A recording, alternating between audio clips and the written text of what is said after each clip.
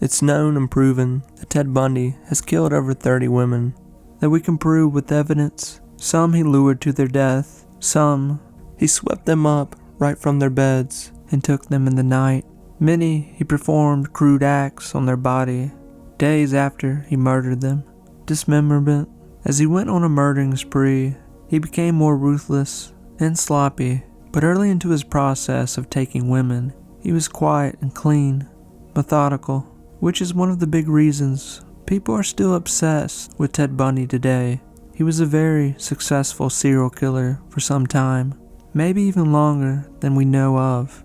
To this day, many of Ted's victims have never been found, and the ones that have been found, not much of them was left. If you dig into Ted's life, when we know he was actively taking women, there are still many names that are hanging around Ted, from girls that never came home one night, many bedrooms that became tombs to parents that just wanted their child back, but all they had was what was left of their life. These are the girls that never found their killer, but it just might be that Ted kept them a secret into his death. Of Utah law students suspected of murder in as many as 6 states has always been an enigma to the police, to attorneys, and to the public. I do know that he has basically lied through the entire process, and why anyone would believe he'll tell the truth now is somewhat beyond me. Expressed great regret and remorse for what he had done, for the families that were hurting. My feeling is that he's killed way over 100. Tuesday morning, Bundy confessed to all 8 Seattle killings and 15 more in Oregon, Utah, and Colorado. He gave police information on dozens of other unsolved cases.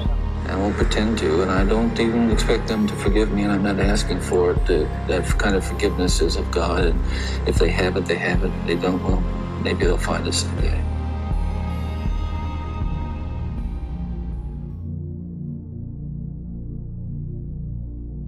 The end of Ted Bundy's life is a start as well. He's run out of time and looking for days, months, whatever he can get out of life. He doesn't want to die, and he's not ashamed to admit it or do what he has to get it. He's pulling a card called Bones for Time, where for the first time in a decade being locked up in Florida State Prison, he starts confessing to murders, ones that he's been connected to, and ones they knew he was guilty of, but one in detail, painting the portrait of how the murder happened and where the skeleton could possibly be. Ted's lawyer, John Henry Brown, all through Ted's time of kidnapping women, he keeps in touch with his lawyer, telling him secrets. Then there are murders that Ted gives that he's been saving as an ace folded in a big hand of cards he's holding that authorities knew nothing about. This whole process occurs less than a week from his final 24 hours. He finds 20 faces that he can say he took their life, but also he comes up with many that he can't put a face to. But as he starts giving faces to missing people, bodies found, skeletons, he does it slowly, looking for more time. In the end, Ted never gets what he wants and walks to the electric chair to be put to death. And that's it. He's gone. People cheer. People say they should have gave him more time. All that's left are the confessions in the last moments of his last hours, drawings and maps and random pieces of paper, trying to help locate bodies to girls that no one knows about. When Ted dies, authorities start to look for more victims where Ted said he put them, and come to find out, even after his death, some were found, what was left of them. Maybe these are clues that there were more victims that Ted never let go of. We know that Ted at one point told his lawyer that he trusted and idolized, that there were over 100 girls that he believed he had killed and that he had simply lost track of. This is a part of Ted's story that's hard to track down and that will never be truly answered, but there are clues that can help. We know that Ted starts taking women in January of 1974, strictly off evidence, but that is the problem when we want to point for more missing women. Pointing at Ted. He's the villain that we want to know more about. Ted was 27 years old when he attacked his first known victim, Karen Sparks, on January 4th while she was asleep in her own bed. He didn't take her life, but he beat her so bad he more than likely thought she was dead. when he left her in her room that night. From this moment, we can pinpoint actual murders Ted committed with evidence. A story would later emerge after Ted's death from Robert Kepler. Ted told Kepler before his execution that he had murdered a girl in 1971 while trying to get information about his birth in Burlington, Vermont. This would be much earlier than his first murder of 1974. Kepler thought it might have been Rita Kerwin, but when Ted was asked if it was Rita, he said no. Rita was assaulted and strangled to death in her own home, looking like Ted's methods that he would act out a few years later. Many believe that Ted really did take Rita's life for years until DNA would prove otherwise. But it would prove to be a moment where Ted did tell the truth. But if it wasn't Rita, who was it in Burlington, Vermont? Another cold case that many people believe Ted is connected to are the Garden State Parkway murders, or people also call them the Jersey Shore murders of the co-eds. They took place Memorial Day weekend in 1969 in New Jersey of two young college girls. The two girls 19 were Susan and Elizabeth, who were on a multi-state trip driving that was supposed to end in North Carolina, but no sooner than it started, the girls' trip would come to an end. Their car was found abandoned in a nearby wooded area, and then 3 days later, their bodies were found. The murders happened early in the year of 1969, to where it would help the case in theory that Ted could have done this. That year, in Ted's life particularly, there's one big thing that did happen. He starts a relationship with Elizabeth, what would soon become his longtime girlfriend. But a few different stories why Ted was in New Jersey at this time have come out. One, that he was visiting family as he went on a trip to obtain his birth records. This was also a year where Ted traveled quite a bit as a young man throughout the United States. Ted was asked about these murders before his death, but gave no clues that he was the culprit. If he had, it would have changed so much about what we know. The case is still unsolved, and many people to this day believe that Ted is the one that took Susan and Elizabeth. Looking into the early 70s, right before we know Ted starts to sneak into bedrooms, there's a case that unfolds. There's barely any clues, and it's more of a mystery than anything, but it takes place in 1973 in Oregon. Ted had been in Oregon before, a place that Ted had taken one of his victims from, that being Roberta Parks, on May 6, 1974, straight from her university. This case is of Rita Jolly, 17. She went missing on June 29, 1973. Her case is very limited with information. On that day around 7:15 p.m., she leaves her home telling her parents she was going out for a walk. They think nothing of it and let her go, something she's done multiple times. She was last seen that night at 9 p.m., walking close to her town. She fits the description of what Ted was after, with looks, height, hair, but the young girl has never been found. No clues, no whispers, nothing, and Ted never spoke a word of anything about it. Her case number is still open today, hoping and wanting information. Another case out of Oregon in 73 is that of a young girl named Vicky. It's sadly another story of someone that went missing, but someone that will always be linked to Ted Bundy at this point. The vanishing of Vicky happened on August 20th, 1973. Vicky, 24, at the time living in an apartment in Oregon. She was 5'1", 115 pounds, dark hair. On that day in August, what is known is that around 5 p.m. Vicky gets off of work. Along with a friend, they walk to their cars together, talking about their day, but also talking about meeting up later that night, attending a local party.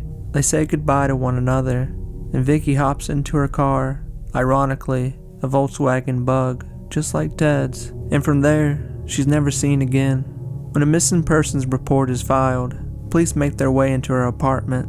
It's untouched, no traces of foul play, just simply like someone's still living there. The case of Vicky is really just a dead end. No clues, just a mystery, but Ted never gives any indication that he took her. But she is attached to Ted Bundy and the thoughts that she could be a victim, matching perfect description of what Bundy went after. Looking into 1974, early into that year, there's a name that comes up early. It's Brenda Baker. Brenda, 14. She disappears on May 27th of that year. She lived in Washington, but not only that, it's believed that she was taken in Olympia, right where Ted was hunting for victims. Brenda is said to have had an argument with her parents just some short time before she disappears.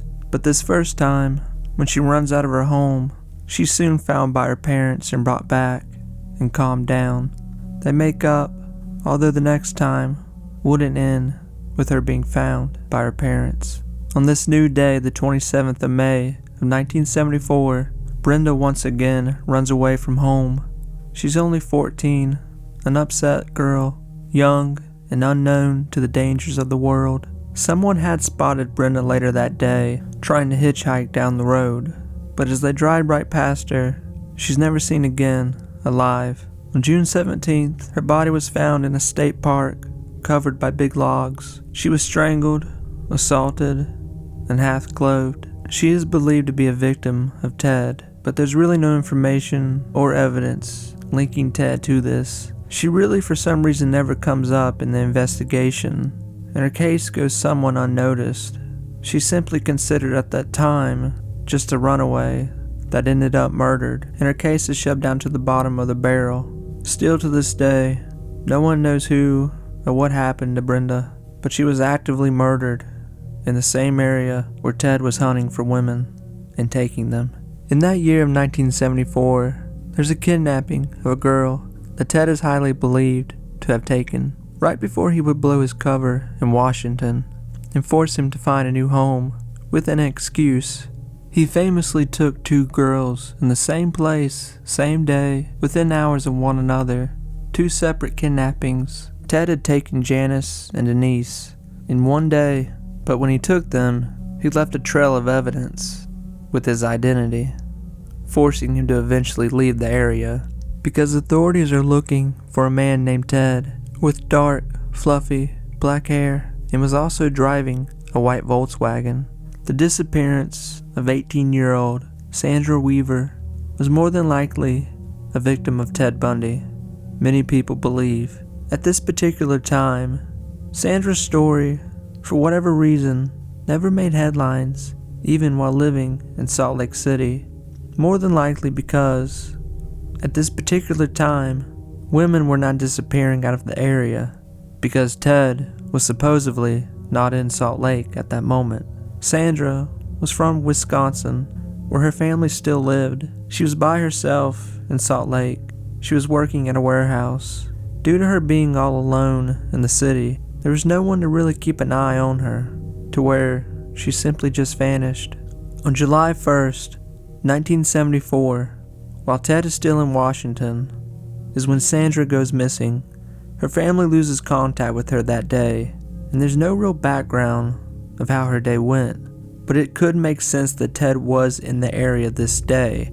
July would be a busy month for Ted, of 74. In theory, it does make sense that Sandra is one of Ted's actual victims. We know that Ted was looking at the University of Utah for attending law school there, really before he made it public, knowing that things around him were becoming hot. So in theory, Sandra could be Ted's first Utah victim, and many believe that she is. And sadly, she just got lost and mixed up in the pile of the 74 murders, and July especially being such a busy time for Ted. At the end of 1974, on December 4th, another disappearance that would happen out of Spokane, Washington, of 17-year-old Lori Partridge. Her story is a bit of a mess when it comes to tracking down her last location of that day. It's not highly believed that Ted did take her by some people for two big reasons, but some do believe that Ted could be the one that took her. One is that people believe she was too far away from Ted's whereabouts with time and location, but this could be proven wrong as well. We do know around December of 74 Ted was laying low due to the unsuccessful kidnapping of Carol DeRanche. We do know that Ted went back to Washington to see family and spend time with Elizabeth and enjoy the holidays. We even had pictures at this time. So in theory, that one day Ted could have slipped away and driven to Spokane for a day is not too hard to believe. The other problem that people find with this case, when it comes to if Ted took Lori, is simply Lori herself. The look of her. She doesn't fit the description of the majority of Ted's victims, but the situation and timing of her disappearance is different when it comes to Ted's career in taking women. At this point in Ted's life with kidnapping, he somewhat takes a shift in taking women when it comes to their looks. He's forced to go after opportunity instead of hunting women down when he leaves Washington than not. Lori is said to have either left school early that day or that she left the diner that she worked at, but simply that she disappeared out of thin air. Ted had made comments to authorities towards the end that when he had left Washington to head to Utah, that he had picked up hitchhikers in late '74, but that simply he couldn't give a name, he couldn't give a face, and really where the bodies could be. They were simply just random girls. So what could have been a hitchhiker in Ted's memory could be mixed in there with other random people like Lori to Ted. We do know at the very end, Ted was simply tired and confused in mixing up girls from different states, and especially with names of victims that were confirmed with victims that were not. Going into 1975, when Ted was well into his killing spree, in April of that year, Ted is in and out of Colorado and the surrounding states looking for opportunities. We know this because of a victim that has been confirmed, Denise, who disappeared on April 6. Her body was never found. Ted admitted to taking her and said that he simply threw her body into a nearby river, but said for certain that he took her. She's a perfect example of Ted simply just driving past her, turning his Volkswagen around, and taking her. Denise was just simply going to her parents' house riding her bike. She was at the wrong place at the wrong time, and in an instant, she was gone. Although a week later, we know that Ted was close to the location of Melanie Cooley, 18 years old. She disappeared on April 15th, just a week later after Denise. Melanie was on a school field trip from her high school. It's said that a witness saw her hitchhiking, but then after that, she simply disappeared. Her body would be found May 2nd of that year in bad shape, and most of what could be pinpointed at what happened to her did look like Ted's tactics, except one big element. She was found fully clothed. For Ted's confirmed victims, the bodies that were found before they decomposed were all mostly unclothed, somewhat of a trademark for Ted, as he would take the clothes and scatter them, or throw them in rivers, or even burn them on some occasions. Her body was found frozen, beaten, from a large rock found nearby, taking large amounts of damage to her face, and was also strangled. Her hands were tied with yellow nylon string, not thick, but hard to break, but tied multiple times around her wrist. A pillow cover was tied around her neck. Most of Ted's victims that were found around this time had their own nylon stockings tied around their neck or shoved down their throat, which was almost another calling card of Ted himself. Ted never admits that he took the girl. He's asked about it. It could have been a murder he was hoping to save for more time, if it would have helped him later on, wanting to save it in his pocket. Her death is still looking for answers that may never be found. Many believe that Ted is the killer of Melanie because of the detail with her death. Another big clue that surrounds her death that points that it could be Ted is the time of her actual death does not line up with her disappearance, meaning when her autopsy was done, it's believed that she was kept for at least 3 days by her kidnapper before being murdered. This was another move that Ted was famous for doing, keeping girls for 2 to 3 days before getting rid of them. The case of Shelley Robertson, it happens right after the murder of Melanie, almost back to back. It's very much believed that Ted is the murderer of Shelley, even having a little bit of evidence attached to Ted in the case. Shelley, 23, on June 29th, 1975, disappeared in Colorado. If this kidnapping were to have happened, it would have also just been days after Ted did take a confirmed victim, Susan Curtis. At the end of August, 2 months later, they find what is left of Shelley's body. still decomposing. It would be found by students hiking in the mountains near Golden, Colorado, in a mine shaft where they said they caught the scent of a bad odor coming from the mine shaft. She was found with not one piece of clothing on, her hands duct taped tightly. It said that Ted was asked directly, 2 days before his death, did he take Shelley, where his response would be, I don't want to talk about that. Whether that was confirmation or just he didn't know, it's hard to say. In that last week, last hours, Ted is essentially picking and choosing what he wants to talk about, and even in some cases becoming confused with the different girls. But when Ted's car was taken by the police, they find many gas receipts that help link him to other murders, but one of them would be from the town of Golden, 2 days before Shelley would disappear, indicating that Ted was in the area. Her murder is still unsolved, but many include her in the list of Ted's victims because they believe the evidence is so strong, what little there is. 48 hours before Ted is taken to the electric chair, he's asked by detectives from Utah that have a booklet of missing girls in that area. There's particularly 2 names that they bring up, that they're positive Ted took them. This conversation has been released and is on audio to where the public can hear it. It can show you where Ted is at this time. You can listen to the grogginess and confusion in Ted's voice. He's tired. He's already confessed to so many murders while trying to save his own life. They ask him about Nancy Wilcox and Nancy Baird. Ted becomes confused for a slight moment when he sees their pictures. He remembers Nancy Wilcox somewhat, saying that he did take her, but when he's asked about Nancy Perry Bird, he seems to be confused, doesn't recognize her. Nancy is another young girl that is highly believed to be the victim of Ted. But at this moment when Ted is asked about her, it could have been that he was just tired, or that he was wanting to hold on to her. There's no confirmation that Ted did take her, but her story would unfold like this. It was on July 4th, 1975. Nancy, 23, with a 4-year-old son and recently divorced, trying to piece her life back together. She worked at a gas station, living in Utah.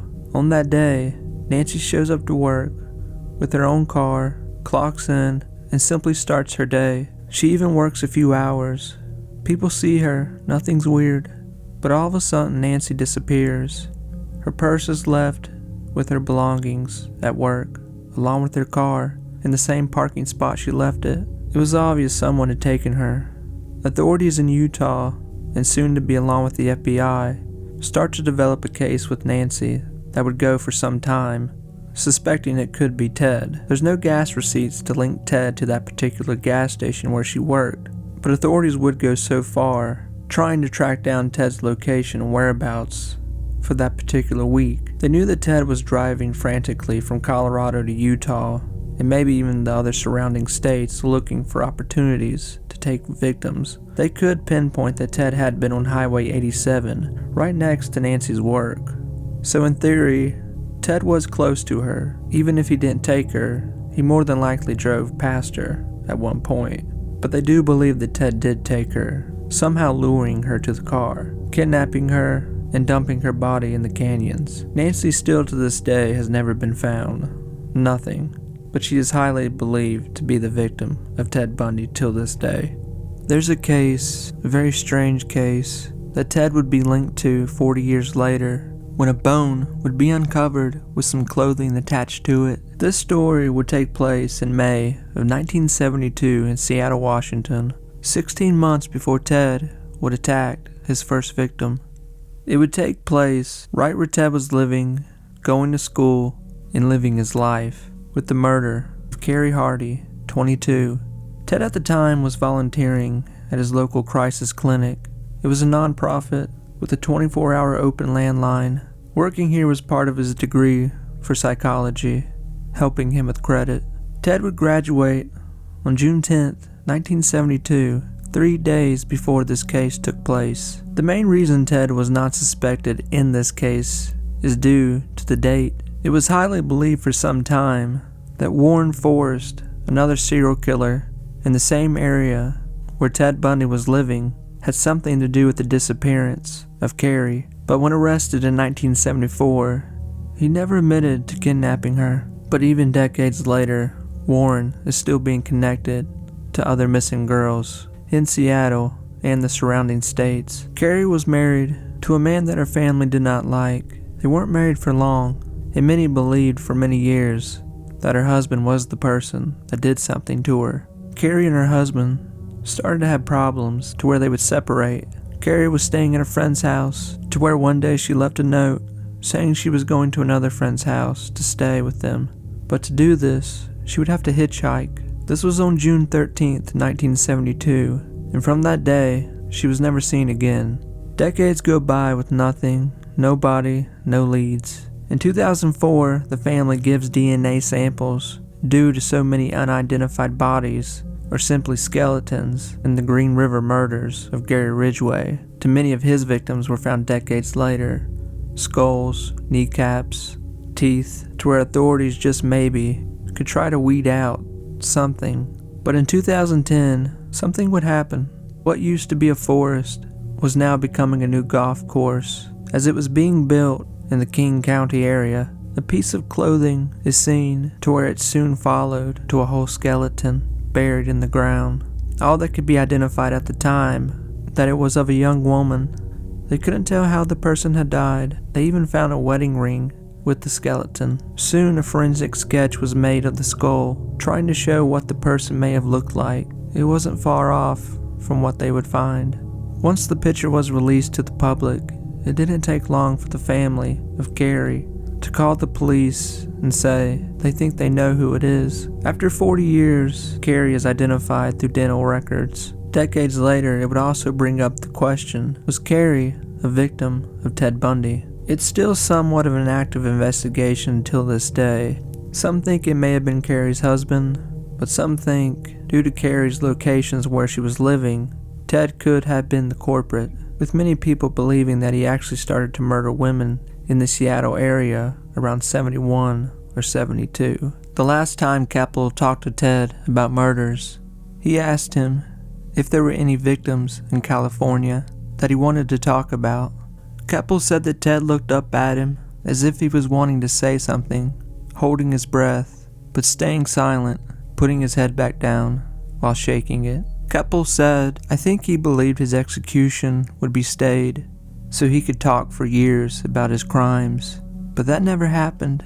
Capel said that he knew Ted would drive hundreds of miles each day looking for victims, so anything is possible with him, because what we do know about him already seems impossible. There's an old case, a huge case, that's never been solved, the Santa Rosa hitchhiker murders.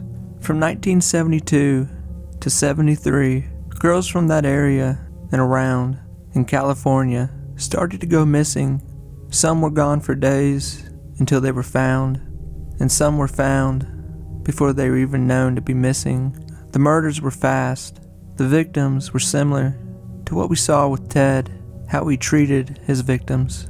The girls that were found had been assaulted, no clothes, thrown down embankments, off the road. Some had been strangled, one with a broken neck, one even poisoned, and the rest bludgeoned. This is a case that we know it has to be all from the same person that took these girls, some of them not even 14, but it never comes to light who's responsible for this. Ted's name is tossed in the pile of other names that are believed to have done this. Some believe it could be Ted, and it is possible, even though it sounds far-fetched. He could have used these killing grounds before he started in his own hometown, and maybe the reason he did start so close to his home is because he became lazy and not wanting to drive so much anymore. But nonetheless, it's simply divided down the middle, with people that believe it could be Ted, and many think it's just too wild of a theory. 7 victims confirmed to this case, but just as many more are believed to be involved with it as well, with other missing girls around that time in that area. If Ted could be responsible for these murders, he would have had to act fast, something that he was good at. He would have had to be in and out of town, or even get a hotel room that night, something he would do later on in the future. After driving around hundreds of miles looking for someone, The case has been dug through so many times at this point, it's really just mystery if Ted could have really pulled this off. The earliest case that Ted's name is connected to, but not confirmed to have done, brings up the argument that it's almost the most famous case that he's attached to out of all the victims he's taken. Anne Marie, 8 years old, she was taken on August 31st, 1961, right from her bed in the night. No one heard a sound. The whole family goes to sleep that night. Anne's mother wakes in the morning and checks on her 4 children. When she gets to Anne's room, she's not in her bed. At that moment, nothing seemed weird. Maybe Anne was somewhere else in the house, but as her mother keeps looking for her, she's nowhere to be found, to where the living room window is found to be wide open.